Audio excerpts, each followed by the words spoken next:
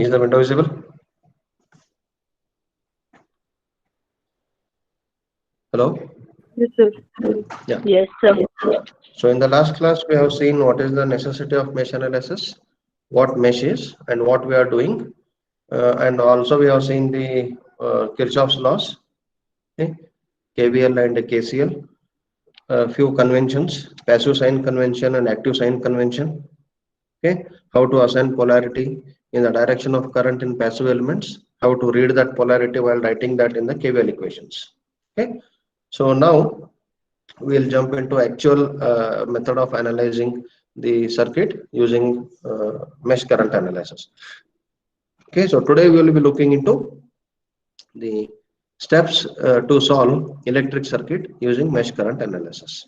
Okay, so I will go on writing here steps in brief. Step 1. The very first step, what we have to do is identify the number of meshes. This is the very first step.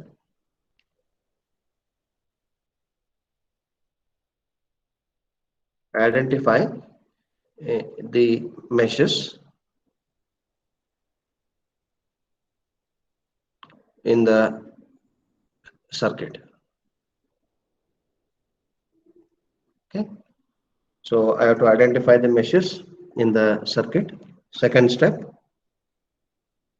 this step is an additional one in the class. In the notes, this identifying the meshes is not there.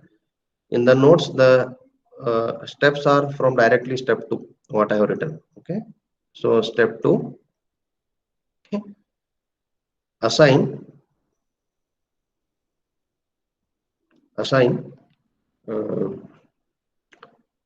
uh, separate mesh current, a separate mesh current to each mesh,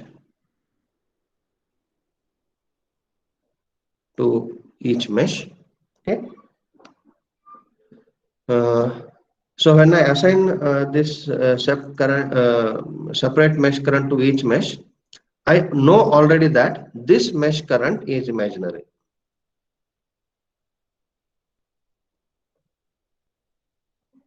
This is an imaginary current which I assume to flow only in that mesh, but whereas the actual currents are the branch currents.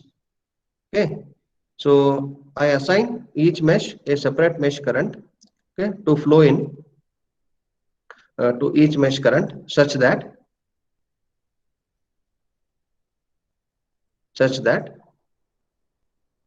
it does not cross node. So if I assign a current in first mesh, that current is restricted only in the elements those are present in the first mesh. It will not cross any node present in the circuit. Okay. Now, here in my entire study, I will be following clockwise direction. You can do with anti-clockwise direction also. There is no problem because all my literature now available with me and that I have shared with you will have the clockwise direction of mesh currents. I follow the same convention here in my course hereafter.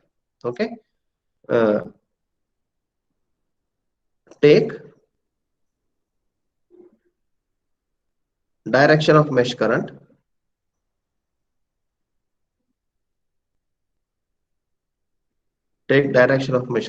clockwise.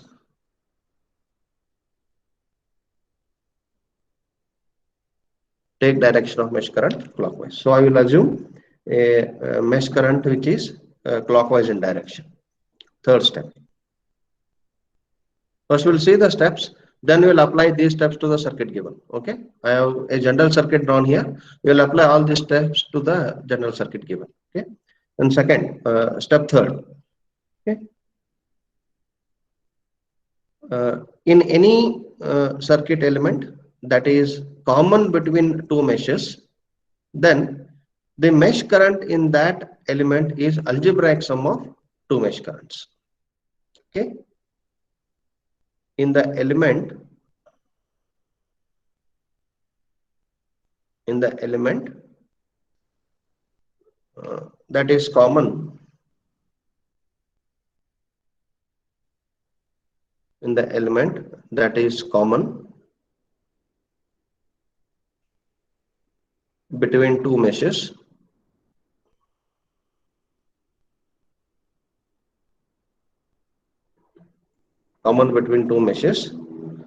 uh, the mesh current is algebraic sum of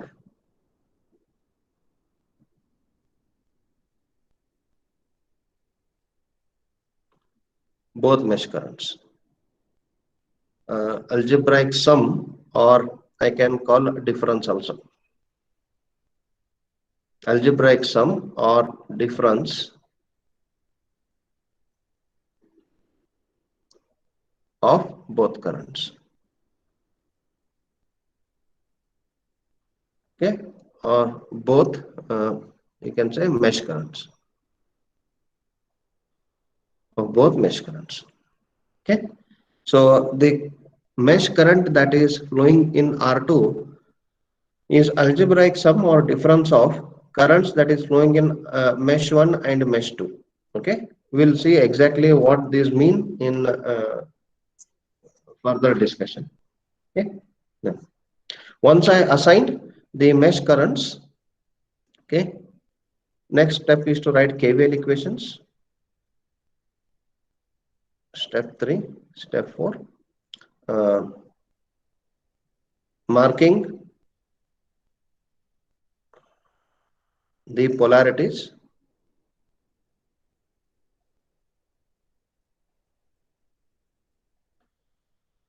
the polarities uh, across each element,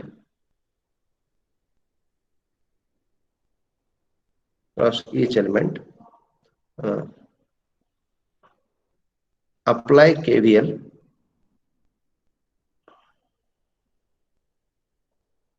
apply KVL uh, and write KVL equation.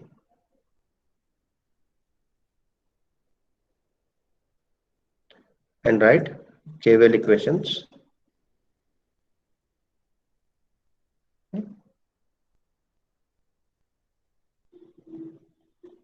Solve these equations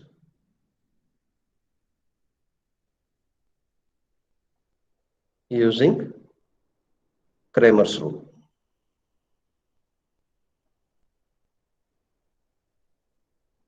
Solve these equations using Cramer's rule. Okay.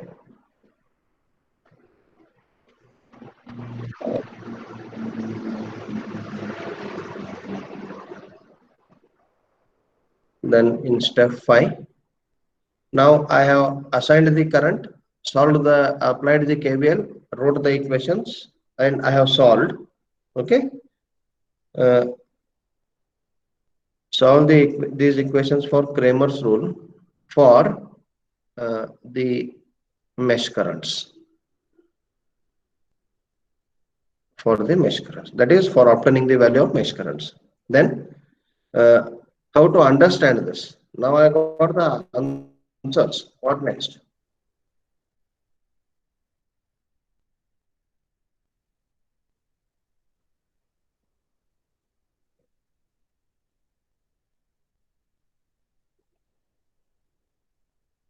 Okay. Now, if any current is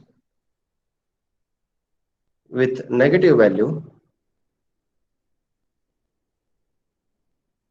if any current is with negative value, okay, it means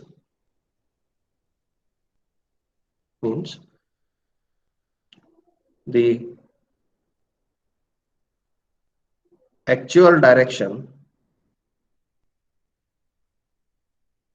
actual direction of current is opposite to assumed direction.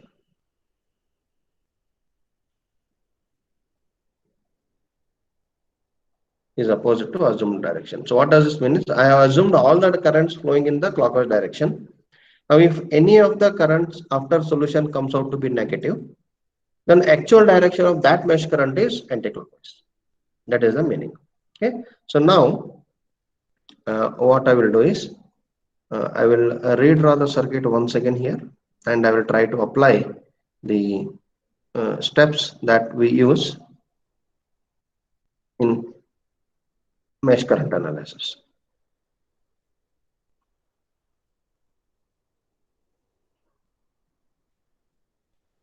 The same circuit, what I have done at the top of the page, I am reproducing it here. Let this be V1, R1, R2. So this is R2 and this is R3 I have given there. This is minus, this is plus, and this is V2. And this is the circuit. Okay. This is the circuit. Okay. So now I have to follow the steps. So first step is to identify the meshes. To identify the meshes, visually we can look into the circuit and say this is one mesh, this is one mesh. But if you want to go more technically, then assign the names for each corners. Let this be A, B, C, D, E, and F. Okay. Now these are the corners or nodes of the circuit. Now, step 1. Only for this general example, I will take as per the steps. Step 1. Identify the meshes in the circuit. Okay. So how many meshes I have in this circuit? Can anybody tell? How many meshes I have in this circuit? 2. Okay, I have 2 meshes. Okay, so those are A, B, E, F, A. Okay, and B, C, D, E, B. Okay, so I will call this as mesh 1 and this as mesh 2. Okay, so now what is the next step? Next step is to assign the current to each mesh. Assign a separate mesh current to each mesh which is imaginary, such that it does not cross any node. Okay, so now this is one mesh, this is second mesh. I will assign a mesh current in a clockwise direction. I will call this as, say, suppose I1, and this I1 flows only through V1, R1, and R2. It will not flow beyond node B or beyond node E in R3 and V2. Similarly, I will assign one more mesh current as I2, which will only flow in mesh 2 through R3, V2, and R2.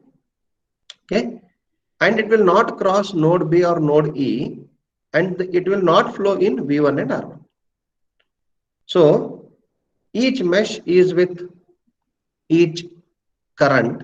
So one mesh is having one separate current, okay, such that that current is restricted only to that mesh. Okay. Now, after assigning mesh currents to each mesh, next step, okay, is in the element common between two meshes, the mesh current is algebraic sum or difference of both the mesh currents. Okay. So now we know that I1 flows through V1, R1, and R2. I2 flows through R3, V2, and R2. Now in V1 and R1, only I1 is flowing. In V2 and R3, only I2 is flowing. But whereas in R2, both I1 and I2 are flowing.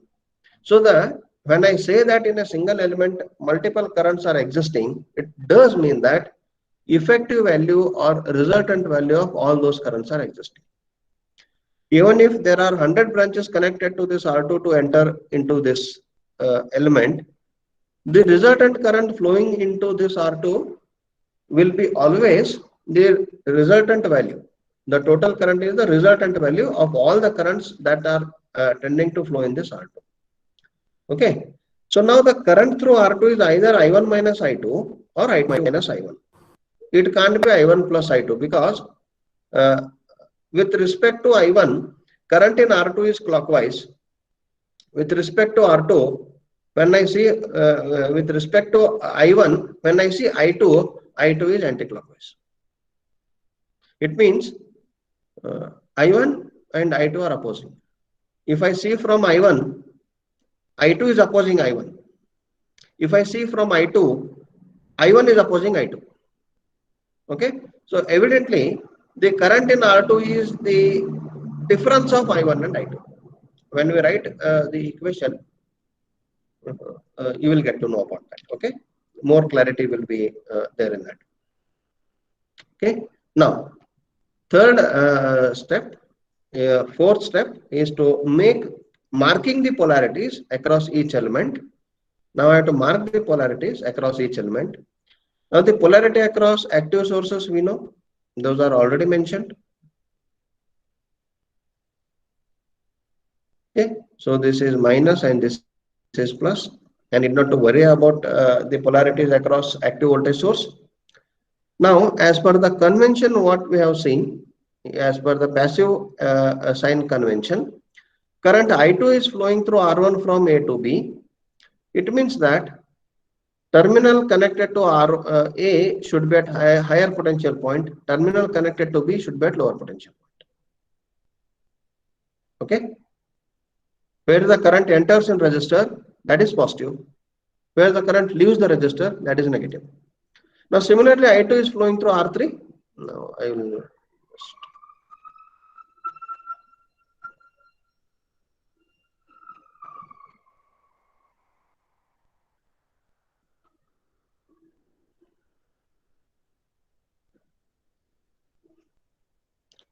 Okay, this is R3.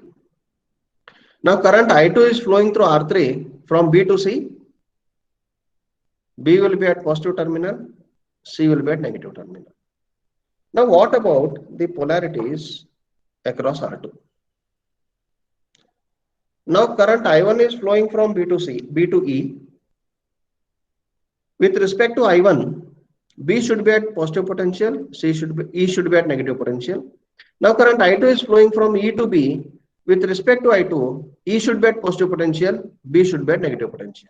Now which sign convention has to be followed? That is the question. Okay. So what we do here is, when I stand in mesh 1, when I am writing KVL equation for mesh 1, I assume current I1 is flowing from B to E and current I2 is opposing. I assume anyway I1 and I2 are the assumed currents. Okay. So from when I stand in mesh 1 and look into the current flowing in R2, I consider it to be I1 minus I2. Okay. In mesh 1, okay, in mesh 1,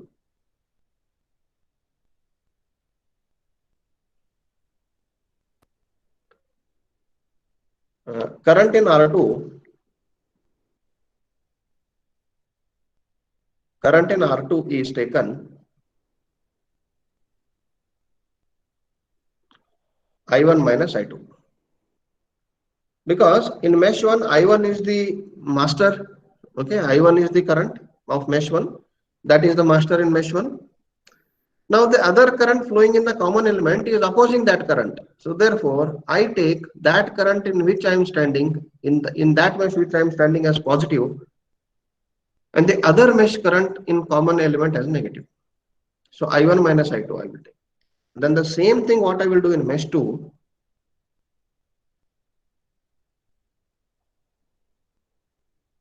In mesh 2, current in R2, current in R2 is taken, yeah, can anybody tell? Now when I am standing in mesh 1, I am taking I2 as opposite to I1. Now when I am standing at mesh 2, I take I1 as opposite to I2. Then it will be I2 minus I1. So when I stand in mesh 1, my polarity of potential drop across R2 should be marked with respect to the direction of I1. That is positive at B and negative at E. By standing in mesh 2, the potential drop, the polarities across R2 of potential drop should be marked with respect to I2. That is, I2 is entering E, this is positive, this is negative. Okay, now you may ask the question, how come across the same element there can be reversed polarities existing? Please remember, this is only the consideration fictitiously. When I solve applying KVL, when I get the actual values of the current, then I will get to know the actual direction of the current in R2. Then as per that direction of the current, I have to mark the polarities. Okay, so timing, what we will do is we will follow the polarities across common element as per the direction of current where I am standing, that is in which mesh I am standing. Okay, now this is what I have done is more clarity will get when we solve the circuit. Mark the polarities across each element and apply KVL to each mesh. Write KVL equations, solve this equation using Cramer's rule. Okay, so now what I have to do is, now I have to write KVL equations for each mesh.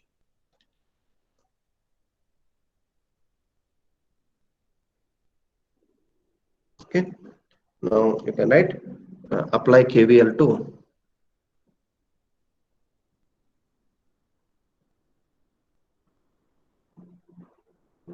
mesh 1. What is mesh 1? A, B, E, F, A. Apply KVL to mesh 1, A, B, E, F, A. Okay. Now, starting from A, we apply KVL to mesh 1. So the dotted line indicates the path of trace. Now, when I am tracing R1 from A to B, I1 is flowing through R1. There is a potential drop across R1, which is I1 and R1, that is I1 into R1. And I am experiencing a fall in potential from A to B. Hence, the drop across R1 to be considered as negative. Okay. So it will be minus I1 into R1. Okay. Now the current I1 is flowing through R2, which is not the only current flowing through R2. There is another current flowing through R2 is I2. But because I am standing in mesh 1, I will be considering the current in R2 to be I1 minus I2. This already I have given. Okay. So minus I1 minus I2 into R2. Why minus? Because I have to follow the sign convention that I have assigned in mesh 1. Though it is imaginary, I have to follow this as of now. Okay, follow the sign convention that I have assigned in mesh 1 with respect to the mesh 1 current I1. Now current I1 is flowing through V1. When I trace V1 from F to A, I am getting from negative to positive, that is, it is a rise in potential. Okay, therefore I have to take it as plus V1 is equals to 0. Plus V1 is equals to 0. When I rearrange the terms, taking LHS and RHS separately, then what I get is I1 into R1 plus R2. Okay, I1 into R1 plus R2 minus I2 R2 is equals to V1. This is one equation for mesh 1. Okay.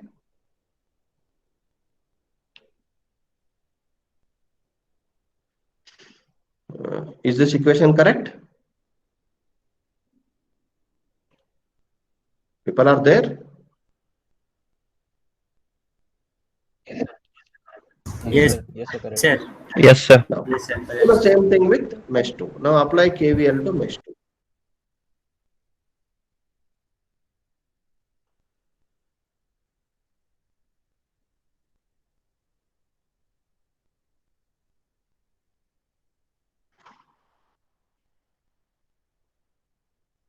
Apply KVL to mesh 2. Mesh 2 is BCDB. Sorry, BCDEB. BCDEB. Okay. Now, tracing the circuit from B, C, D, E, B. Now, from B to C, current I2 is flowing through R3, and there is a fall in potential from B to C. So, it will be minus I2 into R3. Current is flowing from C to D through V2. But when I trace the circuit from C to D, I am tracing it from negative to terminal, positive terminal of the battery. So it is rise in potential. From C to D, C is at negative, D is at positive. It means rise in potential. It is plus V2.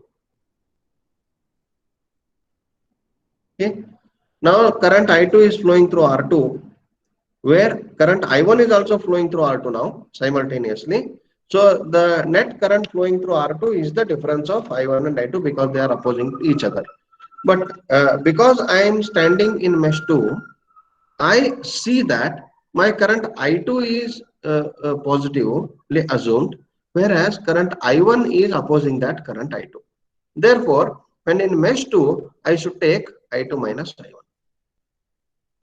Therefore, I will write it as, and I have to follow the sign convention that is assigned with respect to mesh 2 across R2.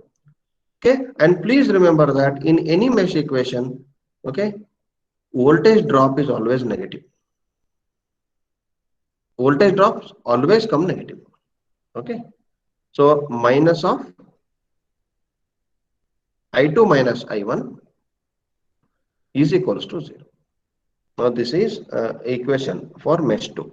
When I again rearrange the terms, then I will get as minus I1 into R2 plus I2 into R2 plus R3 is equals to V2.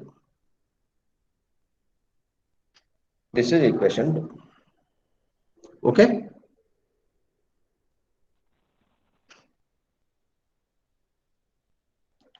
So this is minus I2 minus I1 into R2.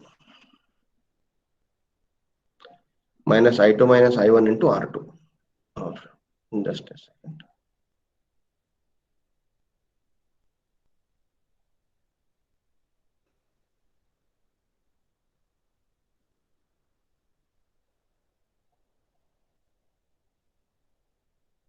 Is equals to 0.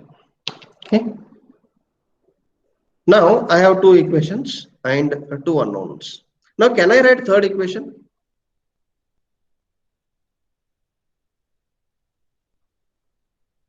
Can I write third mesh equation?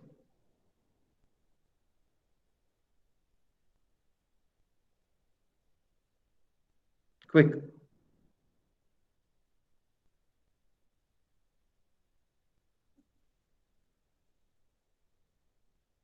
Yes.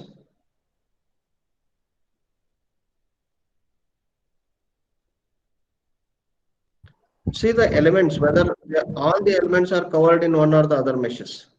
In mesh 1, there are three elements, V1, R1 and R2. There are three terms of voltage drops. In mesh 2, there are three elements. There are three terms in the voltage equation.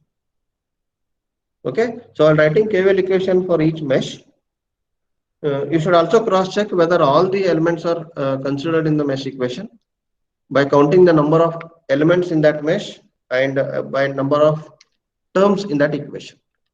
Okay, those both should be same. Now, can I write third mesh equation anyway? Is there any third mesh? Only two meshes are there, sir. No, sir. Yeah, there is no third mesh. Therefore, I can't write third mesh equation. Okay. So what things you should observe here is, this I purposely did not tell in the second step only because it is generally told in the second step, that in the assignment of currents. Okay.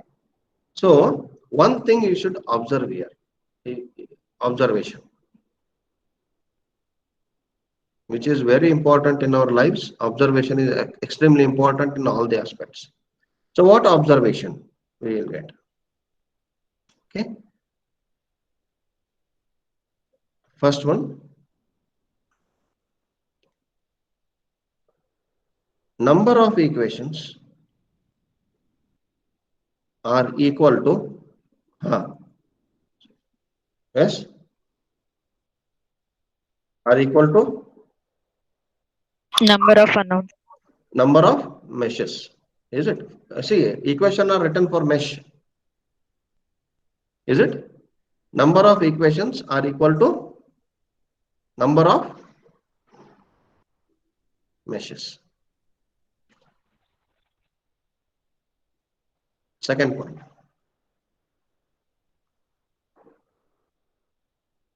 Number of currents assigned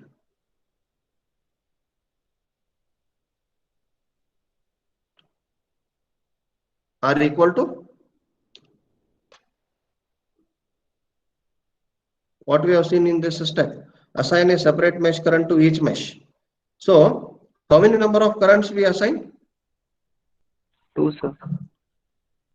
In this case, it is 2. In case there are 3 loops, 3 meshes. Yeah.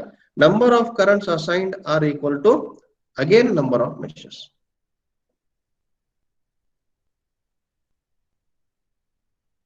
Okay. So what we will get from these two terms is, always this implies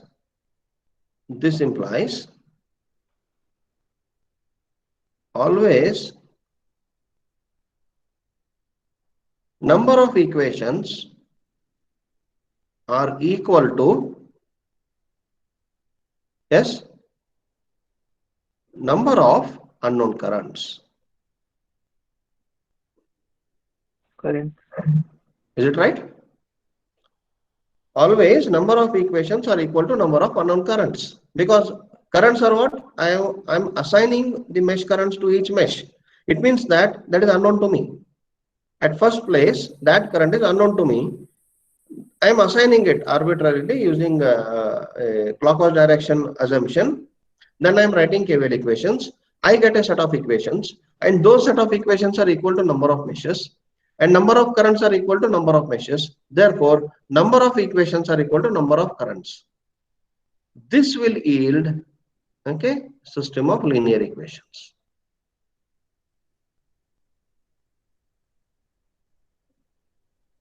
System of linear equations.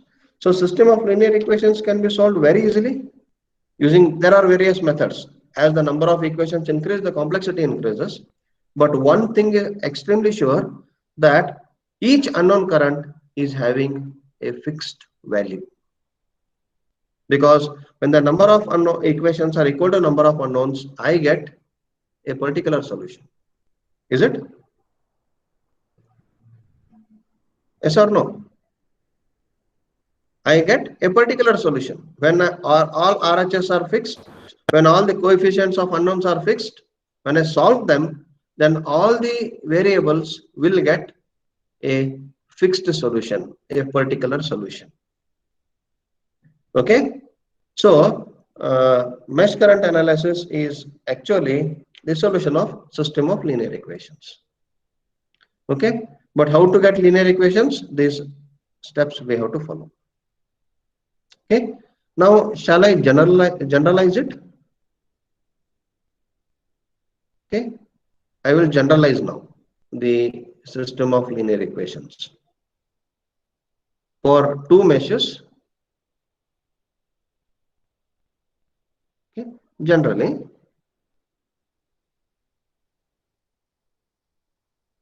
okay, for two meshes,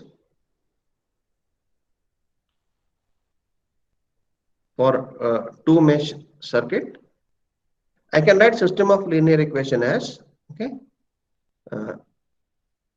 I1 R11 plus I2 R12 is equals to V1.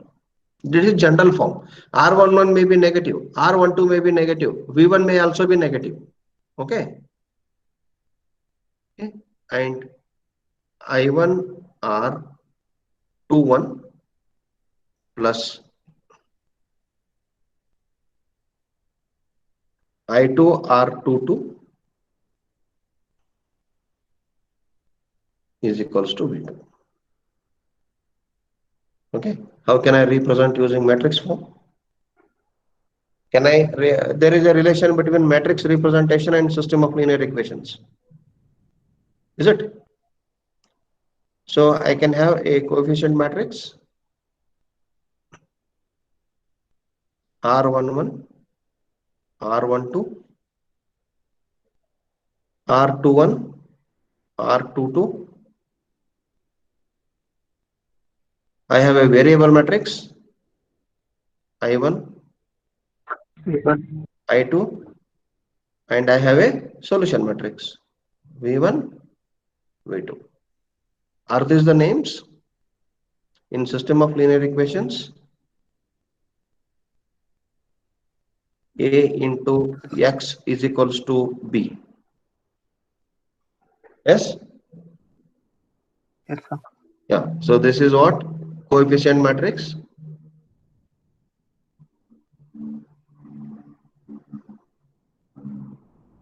This is what? Variable matrix.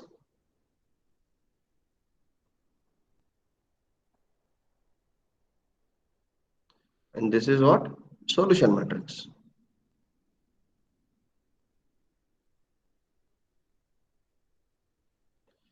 Now when I solve this, I'll get I1 and I2.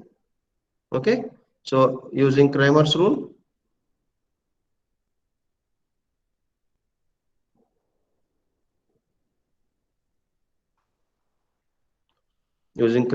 I can solve I1 is equals to, yeah, determinant of coefficient matrix with first column replaced by solution matrix, second column kept as it is,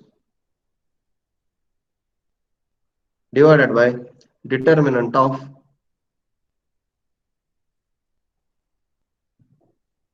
coefficient matrix. Okay. Similarly, I2 is equals to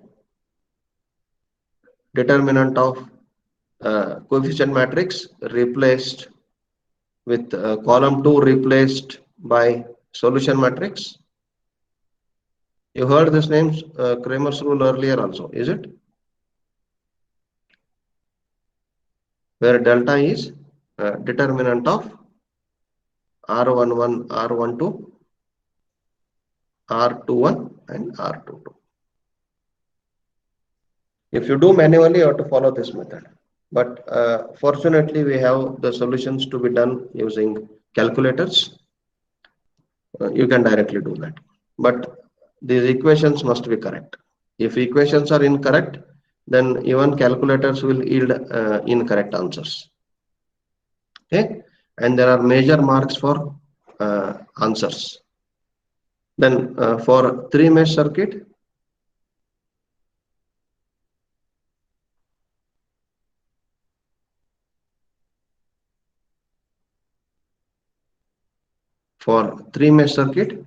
what I get? I1 R11 plus I2 R12 plus I3 R13 is equals to V1.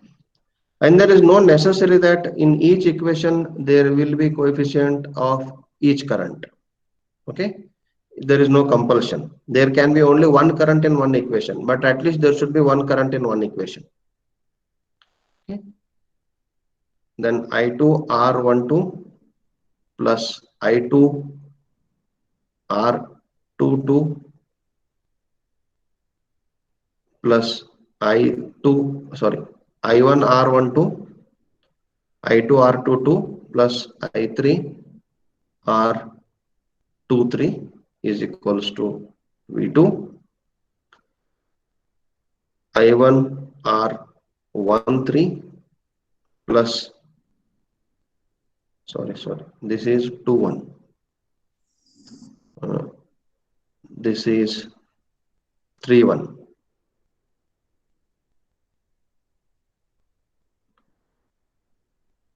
I1 R31 plus I2 R32 plus I3 R33 is equals to V3.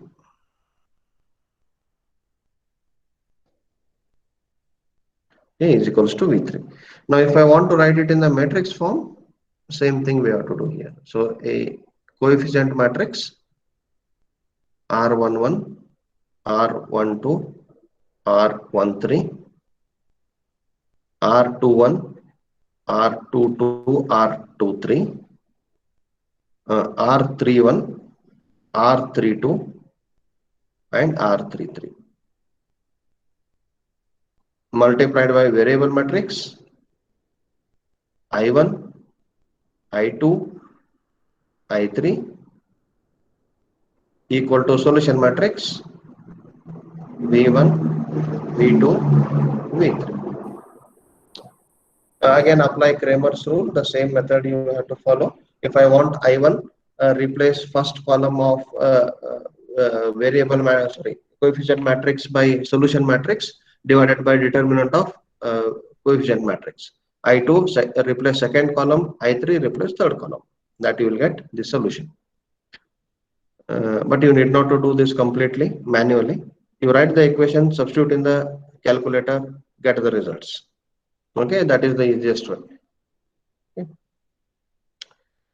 Now, once I get this I1, I2 and I3, or I1 and I2, or I1, I2, I3 and I4, depending upon the number of unknown currents in a particular circuit, I should observe the value of currents.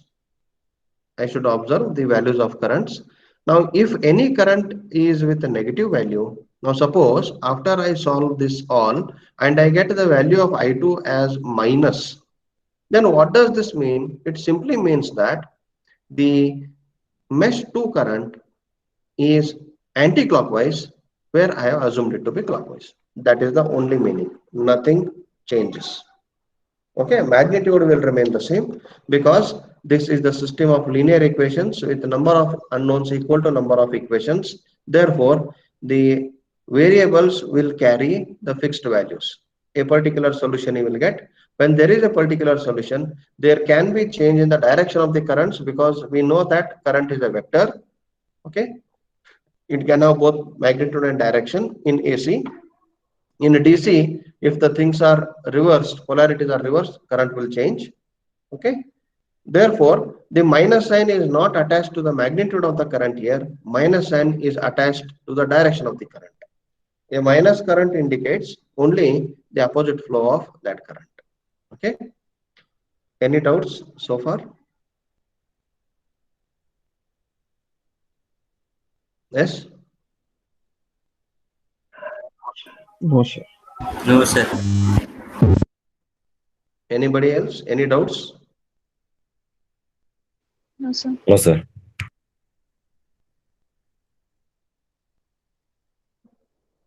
Okay. Then we'll take a very small example. Okay. So that you will understand what all things we have done. Okay.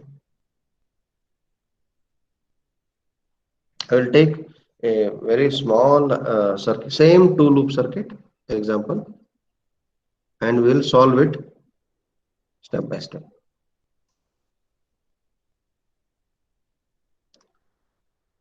Find the current in all elements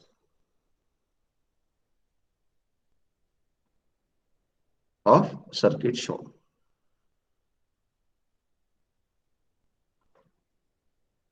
Using mesh current analysis.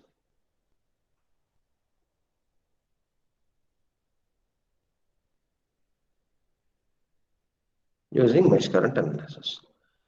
Now the circuit shown is the same two loop circuit I will take. I will simply give it the values. Okay.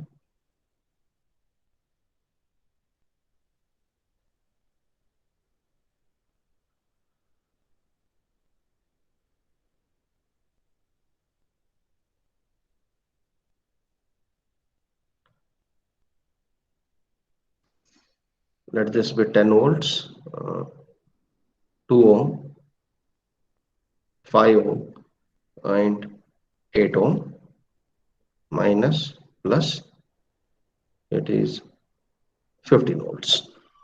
Okay. Now we have to find the currents in each element. Okay. Find the currents in each element. Now first step, recognize the or identify the meshes A, B, C, D, E, and F. Okay. So we have two meshes.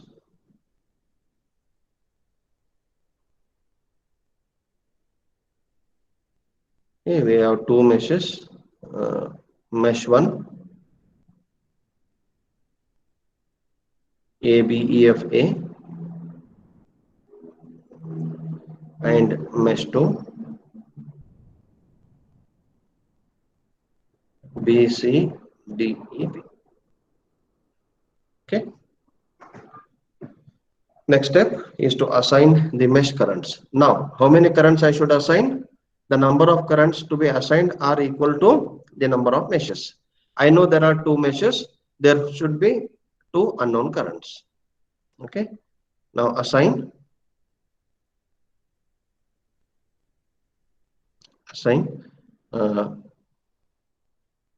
currents to each mesh.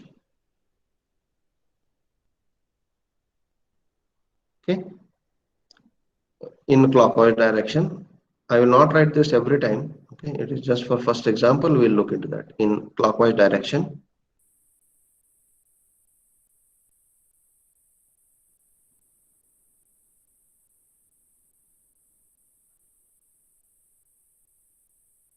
Okay. So let this be I1. This is mesh 1. This is mesh 2. And let this be I2. Okay. Then I should mark the polarities.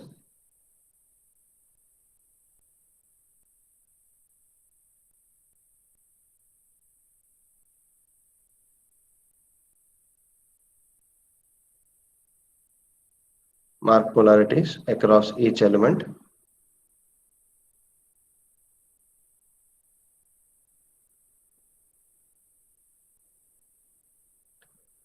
So polarity across 10 volts is already present.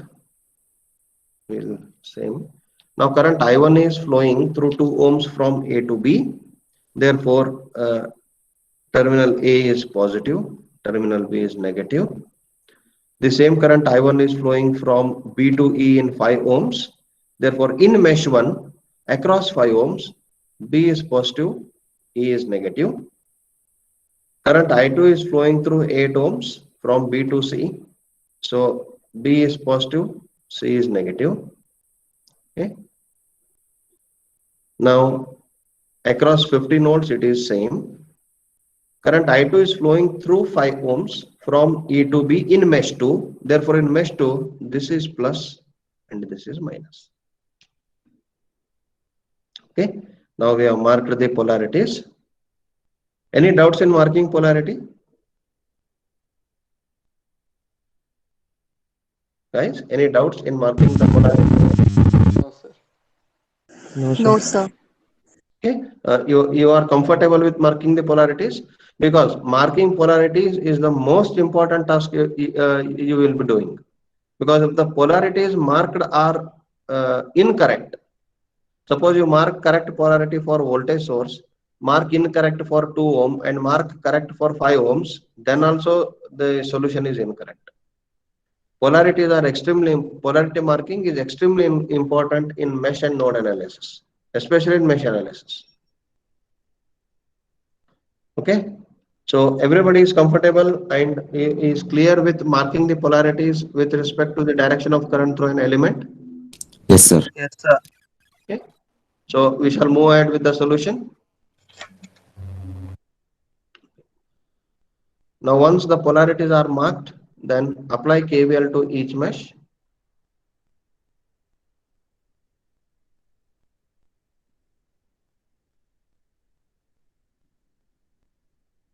Apply KVL to each mesh and write equation.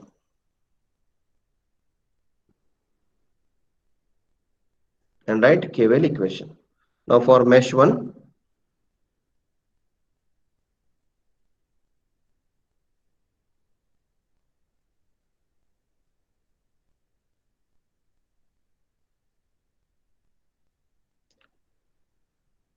KVL for mesh 1, M1 is mesh 1, okay. A, B, E, F, A. Yeah.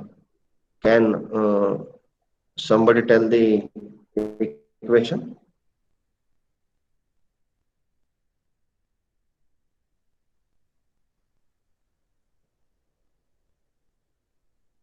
V1 is equal to Don't go directly to the final form of the equation. Tell me like I have written in the previous session.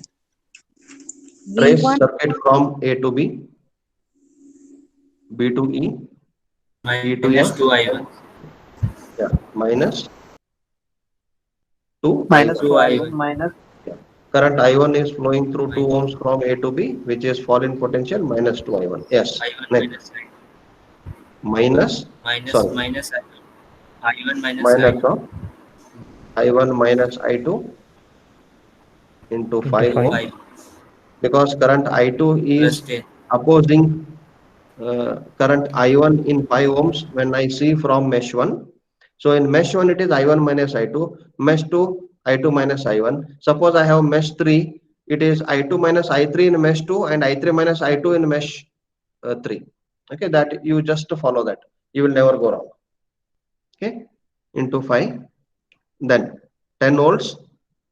From F to A, current is flowing from F to A, and from F to A, the potential is rising. Therefore, it is plus 10 is equals to 0.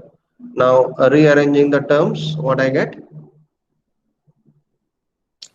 7I1 Minus minus 2I1 minus 5I1 plus 5I2 is plus 10 is equals to 10, 0. You don't hesitate to write even the most primitive step in the solution. Don't feel that hesitation. Don't you will not be degraded if you write each and every step of the solution. You will not be demoted to the primary schools if you write this. You still will be in the third semester of engineering. Okay, don't have that mental superiority that I need not to write each and every step because we are in engineering, we should skip those.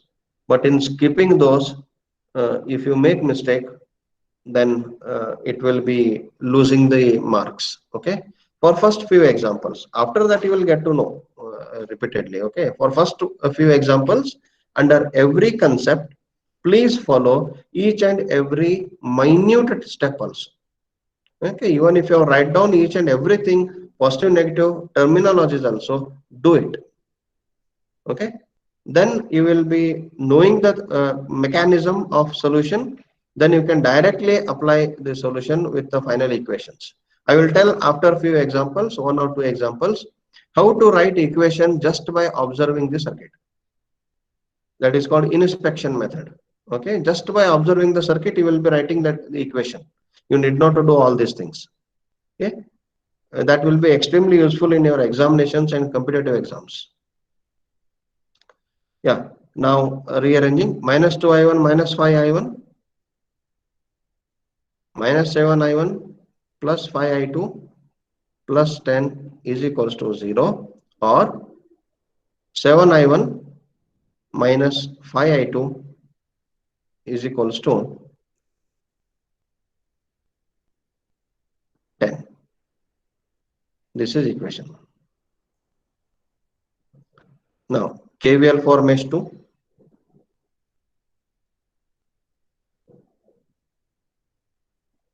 KVL for mesh 2, BC DEB.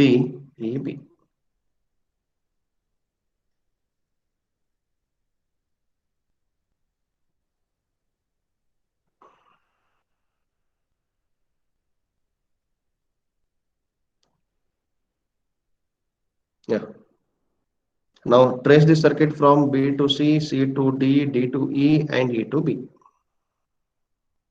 Current I2 is flowing through 8 ohms from B to C. So that is a voltage drop. You take it as, sorry,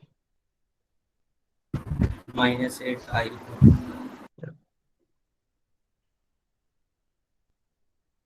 minus 8 I2. I2 is flowing from 15 volt source C to D. The direction of I2 and the direction of source is same. It is rise in potential.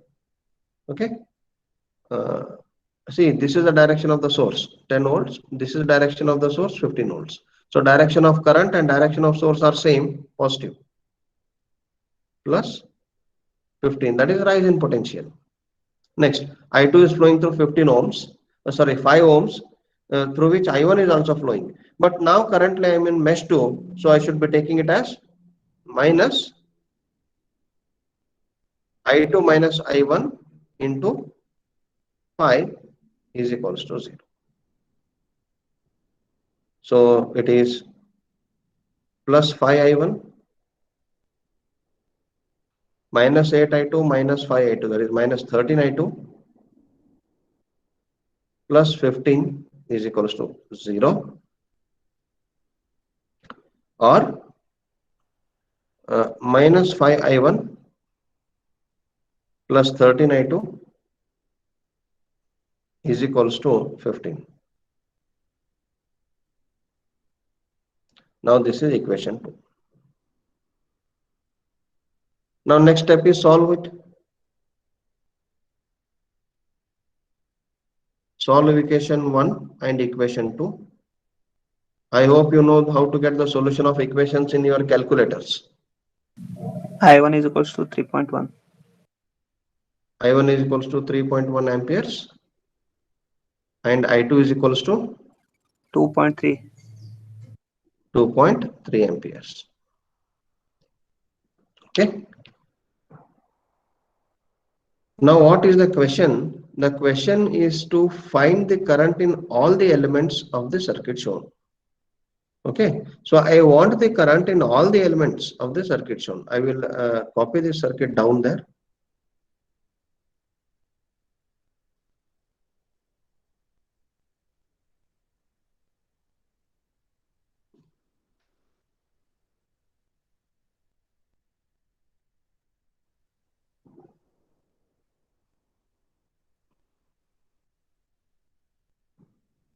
Okay.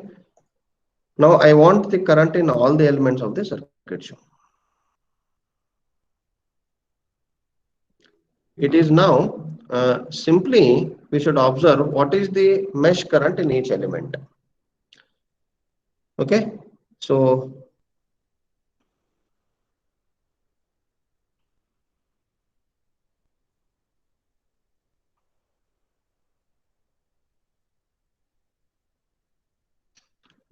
what is current in 10 volts? current flowing in 10 volts is I1. Is it? So the branch current in 10 volt and the mesh current is same. Now what is the current in 2 ohms? Current in 2 ohms is again I1.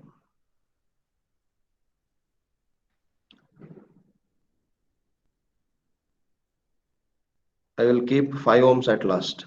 What is current in 8 ohms? Current in 8 ohms is I2. What is current in 15 volts? I2. Is I2. So same, I1 is 3.1 amps. It is 3.1 amps. It is 2.3 amps.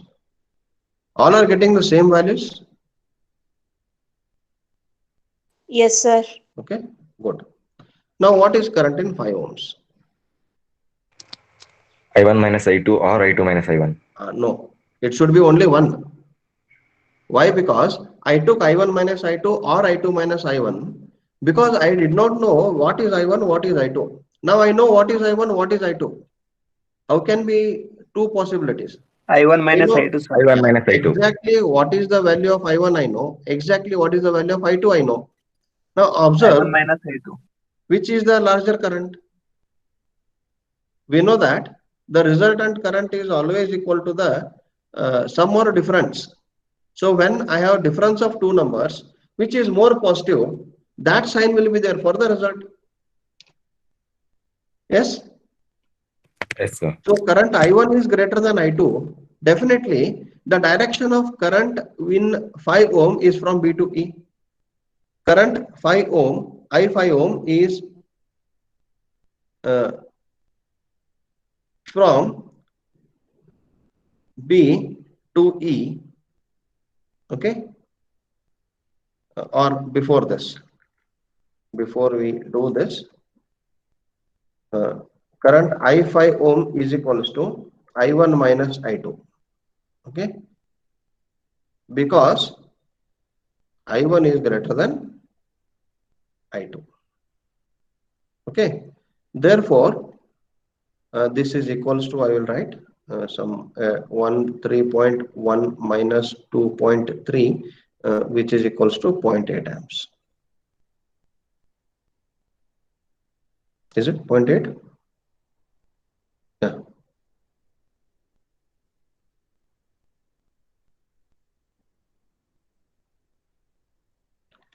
So I5 ohms is 0.8 amps. So current in 5 ohms is from B to E. Okay. Because I did not know what was I1, what was I2, I took the current with respect to the mesh currents only. Now, if you take I2 minus I1, what will happen? Polarity changes. Yeah, simply that will happen, is it? Now, if I take I2 minus I1, okay, I5 ohm as I2 minus I1 as 2.8 minus 3.1, it is minus 0.8. So, what does this mean? If the direction of current is negative, it means that the actual direction of that current is opposite. So if I take I2 minus I1 as the current through 5 ohms, I am assuming that, or I am considering the current through 5 ohms from E to B, but which is coming out to be negative. That is opposite direction. But actual value of current or actual current is flowing from B to E.